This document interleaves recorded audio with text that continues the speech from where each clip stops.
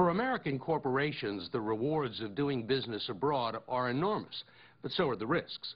And over the past 25 years, no place has been more perilous than Colombia, a country that is just beginning to emerge from the throes of civil war and narco-terrorism.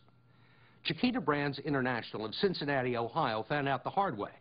It made millions growing bananas there, only to emerge with its reputation splattered in blood, after acknowledging that it had paid nearly $2 million in protection money to a murderous paramilitary group that's killed or massacred thousands of people.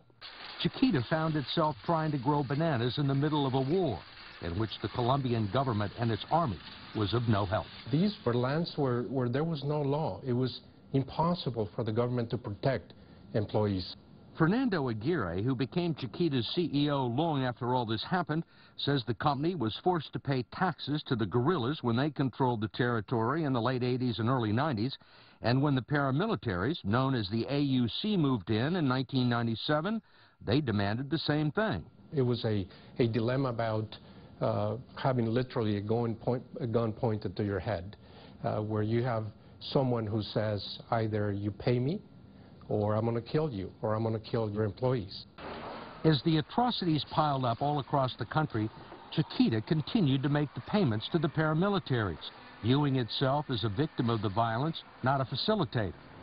But all of that changed in 2001, when the U.S. government designated the paramilitaries a terrorist organization, making any kind of financial assistance to the group, coerced or otherwise, a felony. Yet Chiquita continued to make the payments for another 2 years, claiming it missed the government's announcement. The company pled guilty to a felony and agreed to pay a $25 million fine, but that wasn't the end of its legal problems. This company has blood on its hands. Attorney Terry Collinsworth has filed one of 5 lawsuits that have been brought against Chiquita, seeking money for the families of Colombians killed by the paramilitaries. He says the money Chiquita paid for 7 years may have kept its employees safe, but it also helped buy weapons and ammunition that were killing other people. Are you saying that Chiquita was complicit in these massacres that took place down there? Absolutely. If you provide knowing substantial assistance to someone who then goes out and kills someone or terrorizes or tortures someone, you're also guilty.